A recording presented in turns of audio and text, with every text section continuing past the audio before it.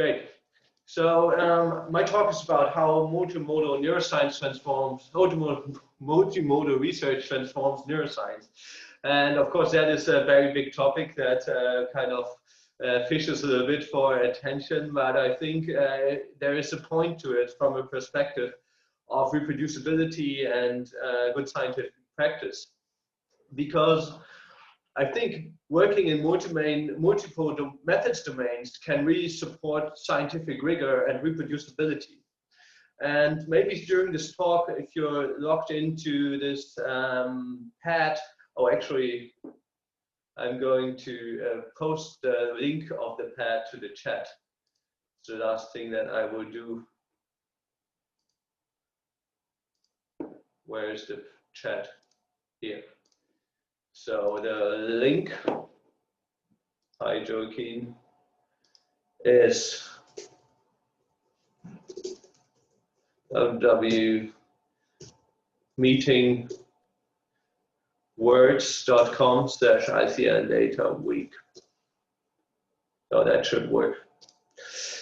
Okay, so please feel open to discuss ideas and comments, pros and contras to this main hypothesis of this talk.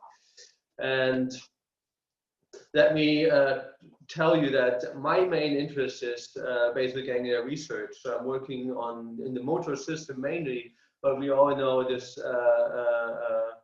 all people who are interested in basal ganglia research know these intricate relationships of the basal ganglia with all kinds of different brain areas of the motor, of the limbic, and the associative circuits. And these are very widely distributed circuits where we always have just either a broad temporal resolution where we can analyze data, for example, with neuroimaging, or a very small spatial resolution where we can, for example, report brain activity directly from implanted electrodes. So ultimately, following a multimodal approach using as many methods as possible allows us to try and capture as much as possible from the entire circuit. So we're combining magnetoencephalography, diffusion MRI, fMRI, connectivomics, and invasive recordings such as local field potentials or electrocorticography to be able to, let's have a look, wow, this is better, to be able to investigate the intricate relationships of the basal ganglia, subcortical nuclei, and the rest of the brain.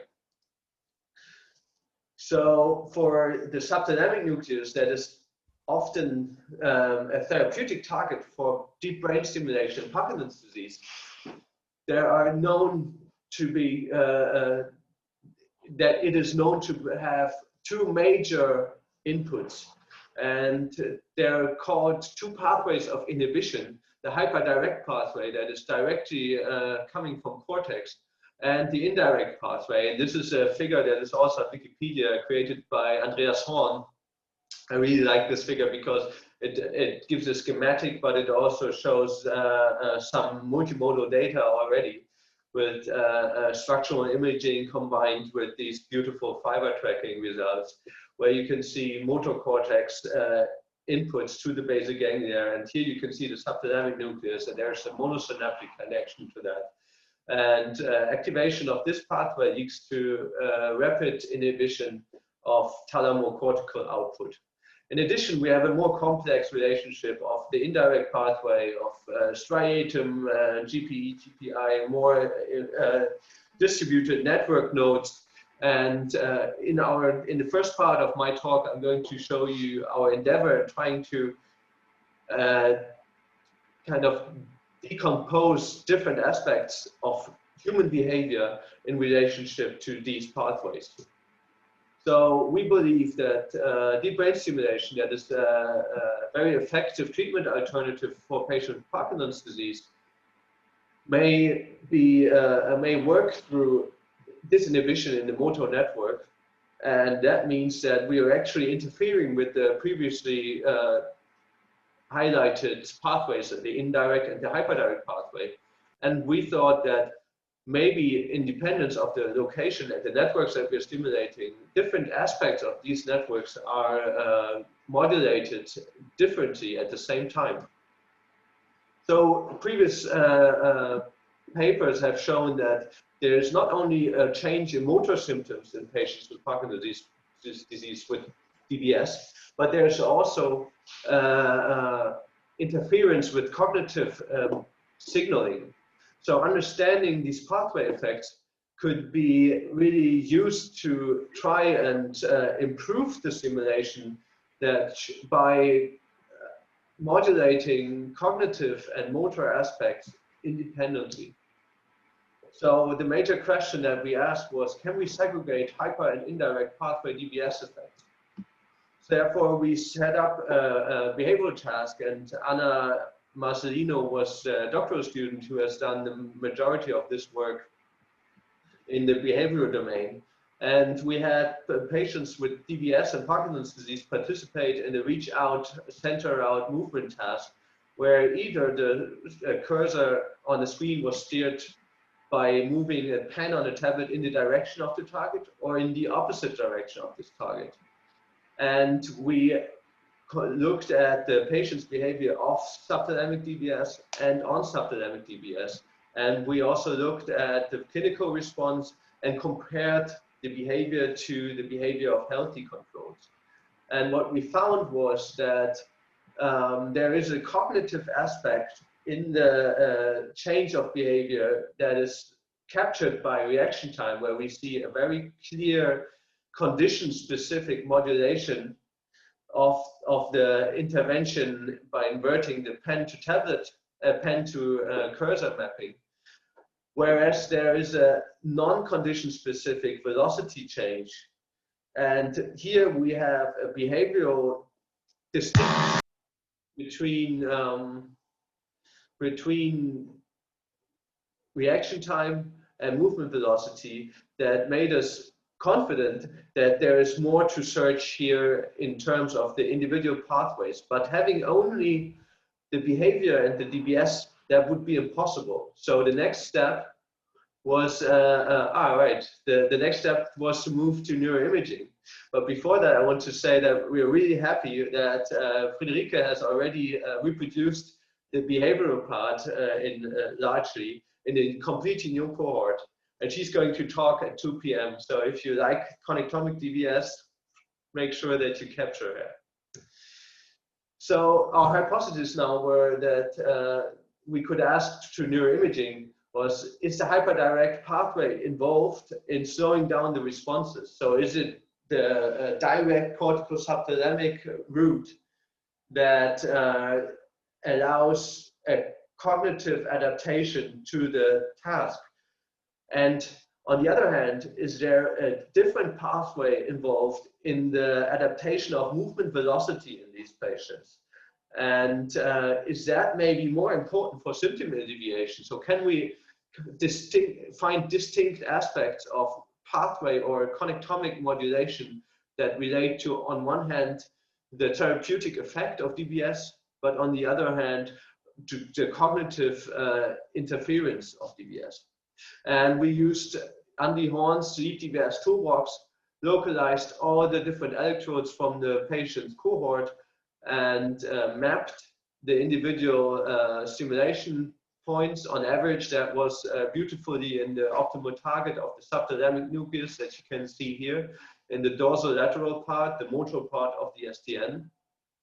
And then we performed fiber tracking from these points. So we added another method, another modality to try to investigate in the next dimension of how we can kind of explain mechanistically what is going on in the behavioral distinction of different pathways. So this are all the fibers that we have characterized and stimulated in these patients.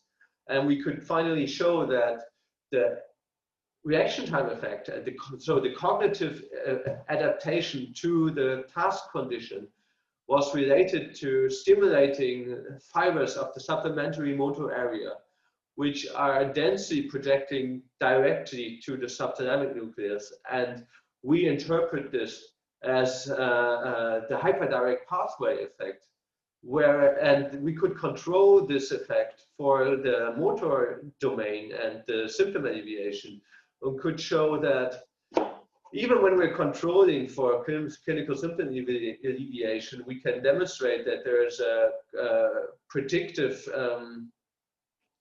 value of the connectivity map for the reaction time change. And that means that there appears to be a differential modulation in the cognitive domain and in the motor domain that happens at the same time in these patients.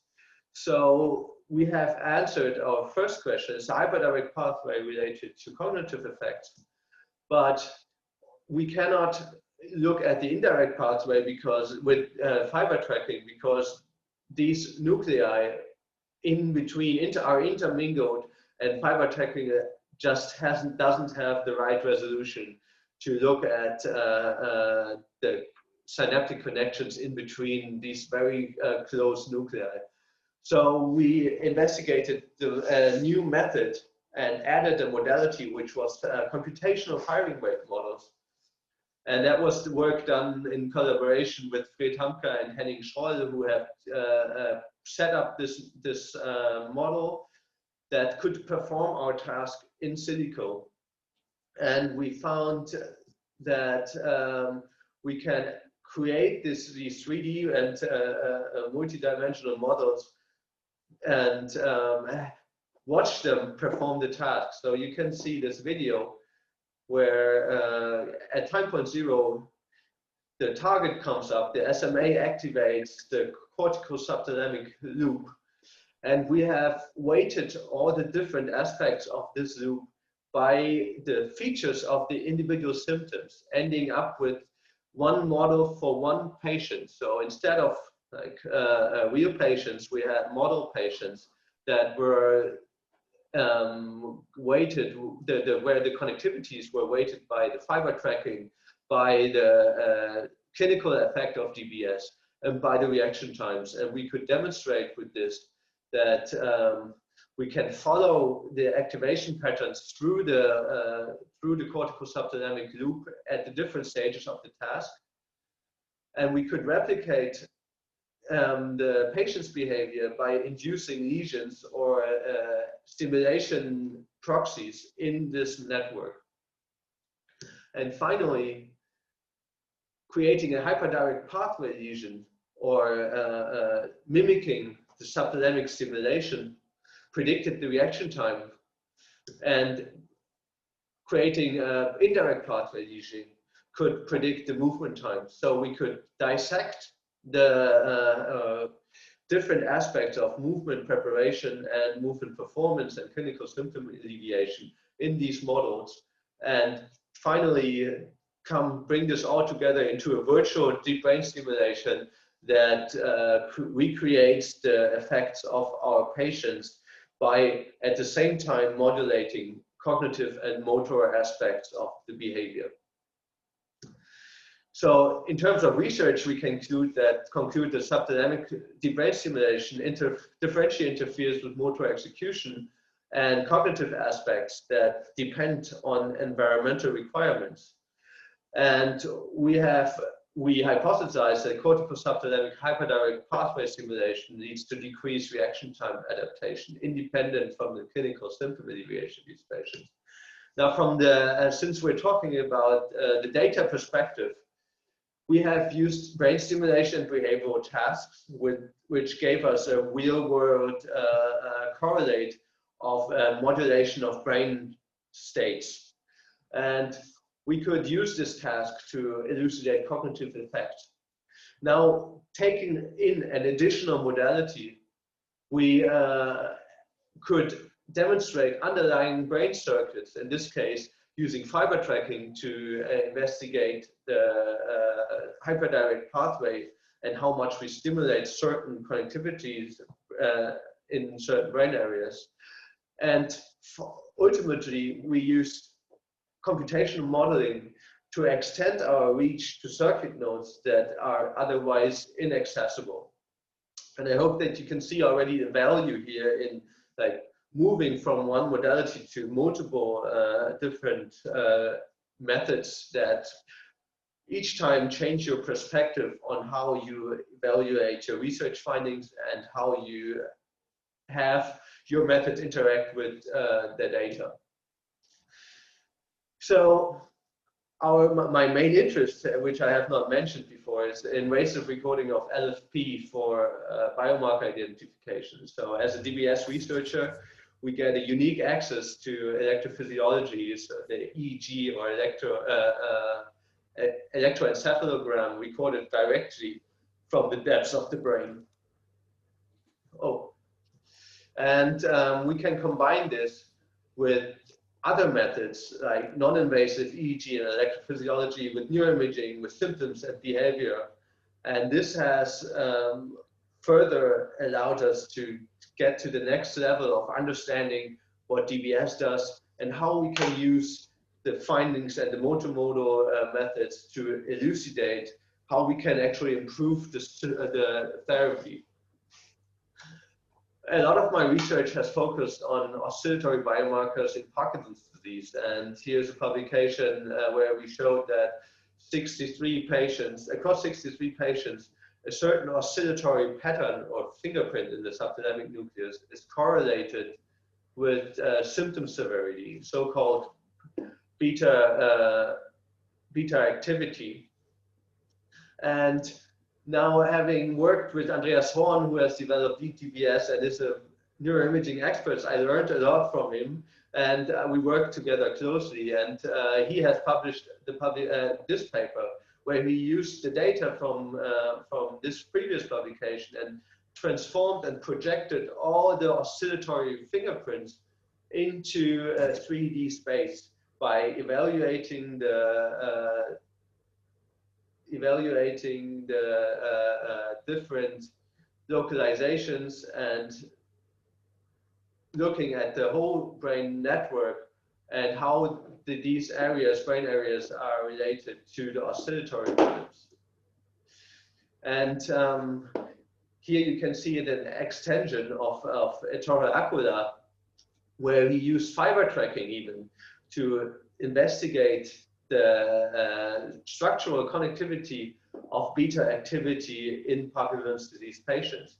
So we have LFP sitting recorded, and then we can localize this into 3D MNI space, and then from there we can use the neuroimaging and fiber tracking to look at the brain network that is responsible or at least correlated with the development of pathological fingerprints of oscillations.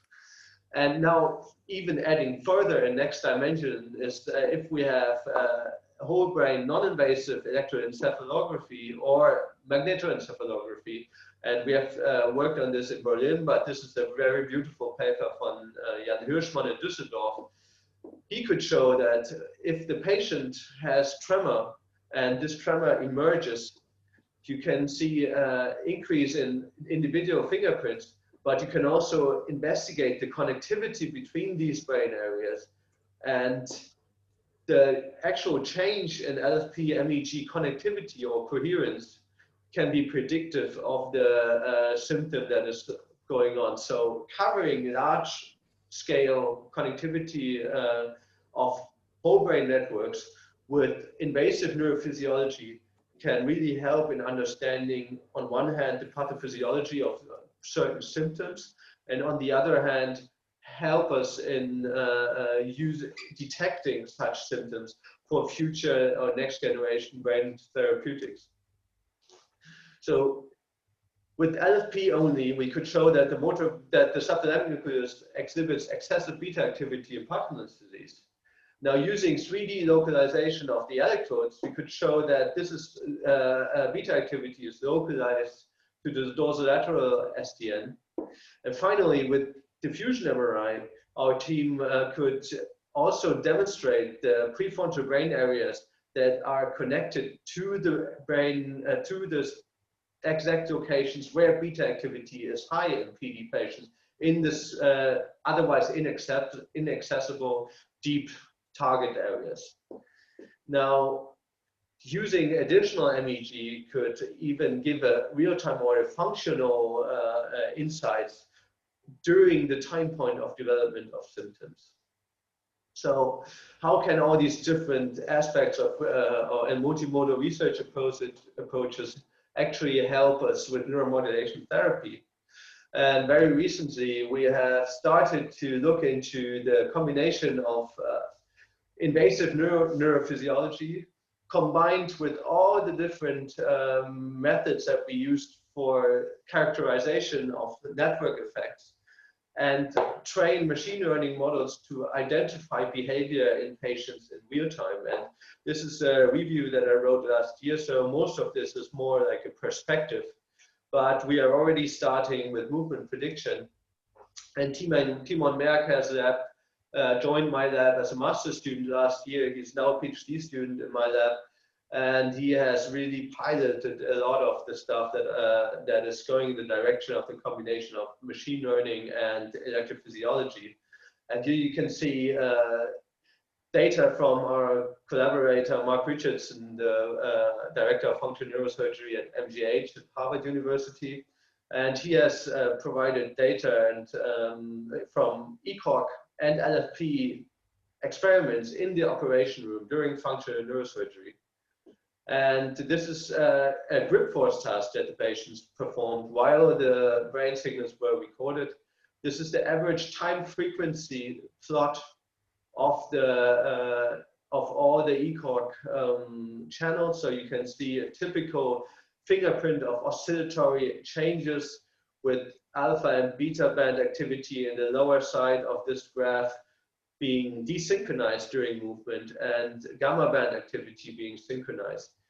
And by developing a real-time compatible platform, we have extracted certain band power features from these signals and fed them into different machine learning models. And Timon has demonstrated the weights of simple linear models and then compared the performance of linear models, artificial neural networks, SPOC, so a spatial correlation-based metric, and gradient boosted ensemble methods. And first of all, we could show that the gradient boosted ensemble methods were really the ones that performed best in predicting the behavior of the patient from the brain signals. And we could also show that recording additionally electrocorticography, ECOG, something that is not routinely done during DBS surgery, really helped us in predicting what the patient is currently doing or how he is gripping the grip force level. And that is another support for a multimodal approach where we use multiple signals to achieve high accuracy in decoding performance. Now we can take the neuroimaging, take it a step back, look into the neuroimaging, look in the electrode locations like we did before, and use this in the imaging modality to develop a method that enables us to do a cross-patient decoding. So learning from the individual patient's electrode locations, projecting that to a common space allows us now for the first time to do a cross-patient decoding. And we did so successfully with a new patient recorded in Berlin recently, but this is still preliminary and ongoing work. Now, we can do local interpolations from the electrode locations, or we can again take a similar approach as we did with the behavior previously and look at the prediction network map and look how the connectivity fingerprints from the electrode locations relate to the decoding performance. And this map here can tell us which brain regions are connected to regions or are predictive of a good decoding performance. So this is the next level that we are looking into, how we can use different modalities. And ultimately, what we want to do is take in all the different feature vectors from our brain signals that you can see in the back and predict the behavior, in this case, grip force that you can see in the front with the prediction line in bold white. And you can see that already we achieve quite high accuracies, even though this is still preliminary. So to conclude this part, multimodal signals can be used for grip force decoding when we use ECOG and LFP, but adding the modality of neuroimaging and spatial localization can, for the first time, allow a cross-patient decoding, something that is usually not even tackled in such tasks or such papers. And now adding fMRI and dMRI connectivity maps may enable us to even further improve the preciseness of our predictions when we move to a cross-patient decoding without retraining. So we believe that taking all the different modalities may enable us to create high-precision, personalized, adaptive DBS on the basis of machine learning and brain signal decoding that can decode the presence of certain symptoms or side effects of stimulation or the disease itself, and can inform adaptive control algorithms that can change the location, the amplitude, frequency, and pulse width, all the different simulation parameters that we have control over and can help the patients in real time. So ultimately, we are aiming to use whole brain connectivity maps to investigate the opportunities in developing basal ganglia neuroprosthetics in the very long term. So wrapping up the broader impact, in our lab, we use multimodal approaches to extend the dimensionality of our experimental approach, to validate spatial and functional networks and look at not only the local level, but also at the distributed interregional coupling related to specific behavior, therapeutic effects, or decoding performance.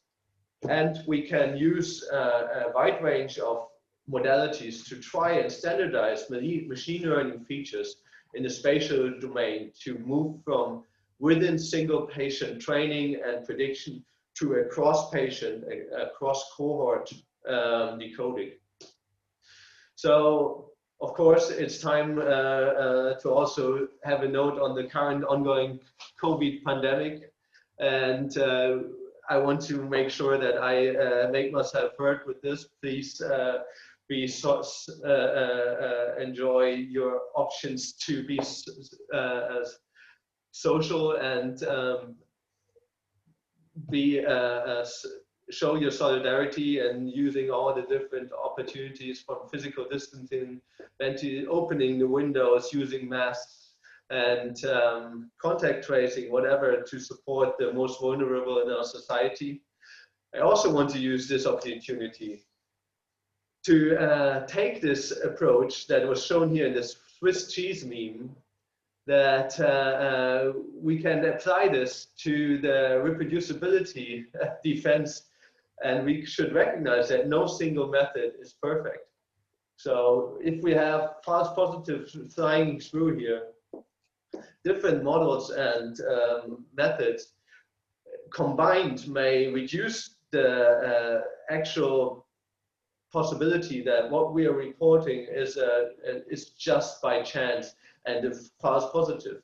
So ultimately, we may, in the end, spare the peer reviewer with our non-reproducible results by reducing each layer's impact. So in the end, I would like to thank you all for participating, and I hope you enjoy the rest of the data week. I want to thank Andrea Kuhn, who's the director of Movement Disorder Neuromodulation Unit at Charite, Mark Richardson, our collaborator in Boston, Andreas Horn, from whom I have learned most of my neuroimaging skills, and who has been extremely supportive and open about his methods, and also he's sharing a lot of the data he's producing. So he's really my mentor in terms of open science and reproducibility. Make sure to follow him. He is also a very nice guy. Then Timon and Victoria, who has been recently heavily engaged in the machine learning part and decoding. And of course, again, Safar, who has co-organized the whole meeting with me. So in the end, I just want to say thanks to the funding organizations, and please follow us. All these different channels are open, also mentioned in the pad. I'm going to check if someone has actually written something there. And I'm going to conclude the session to start the discussion now.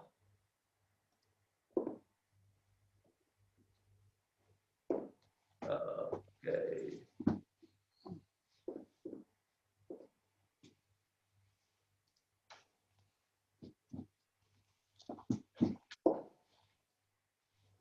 So, any questions?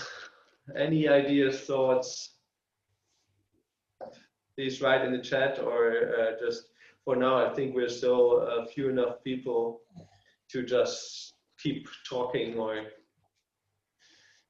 putting on video and unmute yourself. Safa. Hi. Nice to see you. So, yeah, I'm sorry, everybody. I'm so happy to see all of you. I've just arrived yesterday, 5 a.m. Yeah. We're so happy. We're so happy to arrange this data week. And as Julian mentioned, it's a part of our sports fellowship project, where we aim to improve and contribute to open science data and access strategies and improve reproducibility in clinical neuroscience research. We're so happy for already receiving positive feedback, and that scientists out there were all excited and aware of the current situation, and they really wanted to change and contribute to it.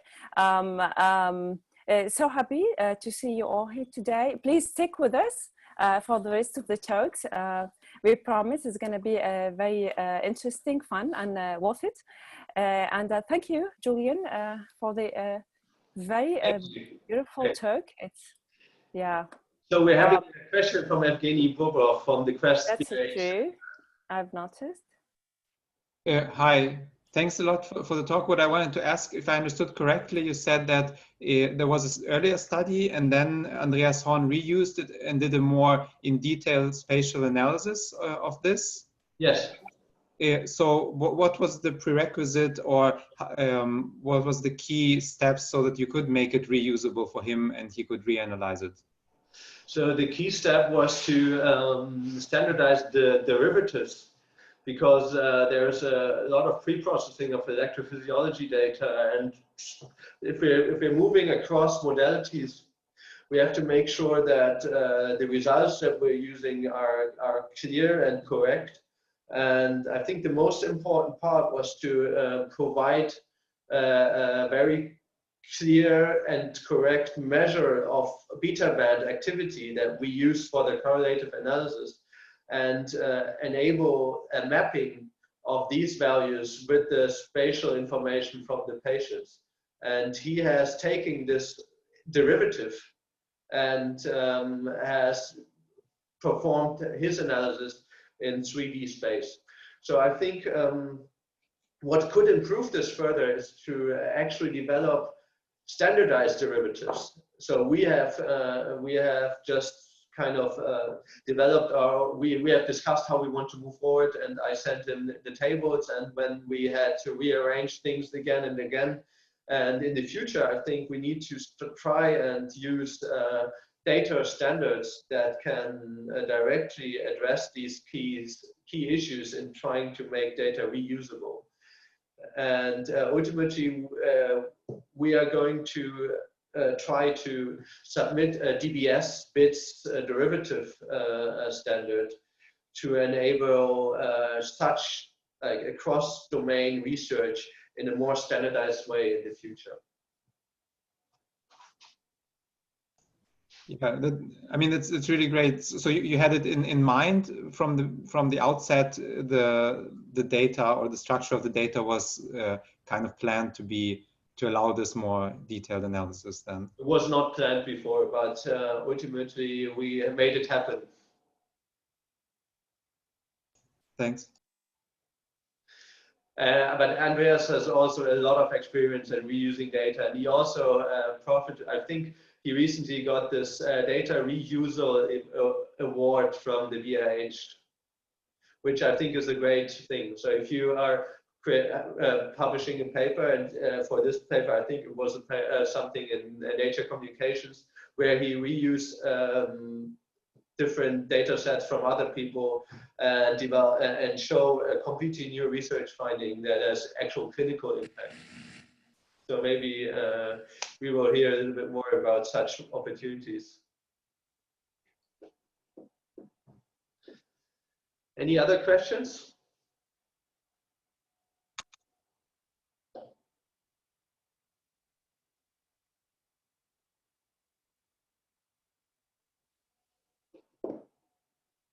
Okay, Bettina from Hamburg is asking, does the firing rate model from Schroll-Hamke imply that mainly firing rates are important for symptoms, not synchrony or firing patterns? So this is a more neuroscience related question to basal ganglia research, and it's not only Bettina who is interested in this question, but also the reviewer of this paper was interested in this question. And that is, I want to say that we can discuss this in the future more in more detail, but the answer is no. It does not imply that mainly firing rate is important. But when looking at the literature, you can barely find any publication where there's a change in synchrony without a change in firing rates. So both human and non-human primate studies on deep brain stimulation modulate local activity and record both local field potentials and firing rates have shown that there's, in Parkinson's disease, there's an increase in beta synchrony, but there's also an increase in firing rates. And I think something that we have to keep in mind for computational modeling, that there are many underlying assumptions, and we can barely, or we can kind of justify our assumptions regarding firing rates from the early 90s work. That is definitely not the last and most right approach, but creating a model that creates oscillations requires even more assumptions, and we refrain from that and ultimately state that alongside changes in synchrony, there are also changes in firing rates, and the firing rates are more easily modeled than the synchrony. Okay, so that seemed to answer the questions. I think what is also a derivative question from this is something that no one mentioned or commented so far, but I will put this as a contra to the multimodal approaches, is that with each method that you add, you have more assumptions and free variables that can be fitted to data. So ultimately, while allowing separate and different perspectives, if you have the computational power to tune all the open features in your different methods, you may be able to overfit any data and to follow your assumptions. So I think maybe we also have to be aware of the negative side of adding more and more methods, and make sure that there is an overlap between the assumptions that we can make and the methods that we can use. And ultimately, I'm a big fan of the statement that reproducibility is mainly dependent on biological and physiological plausibility in neuroscience research. And that is what we want to follow in our lab. So I think it's almost time. If someone wants to take a break, we have a few minutes. And then we're going to make sure that Joaquin Goni can safely and easily present his work. There's one more question from Zishan Kadir. I'm really sorry if I pronounced names wrong. It's not my expertise, unfortunately. Please step up, start your video and unmute yourself. Yeah, hi, thank you for your talk. So my question is like the last statement that you made regarding the biological plausibility of models. So is there any way considering the current Sorry, I'm having difficulties hearing you. Could you speak a little bit slowly and more slowly and louder? Yeah, I'll try. So is it audible better now? Yeah. Yeah, so my question is regarding the last statement that you made regarding the biological plausibility. So is there any current methodology or predefined metric that can help us evaluate the biological plausibility of models in neuroscience? Oh, that is a great question. I would love to have a good answer to that. I think you maybe developed a whole career with this question. Please devote your time to that. I am not aware of any specific resource that can help us check the physiological or biological plausibility of a hypothesis, but it would be amazing to have such a resource. If anyone knows such a resource, please post it to our OpenPad or in the chat, and I would transfer it there. If you're not comfortable using the OpenPad, I would be happy to hear about any opportunities for such a resource.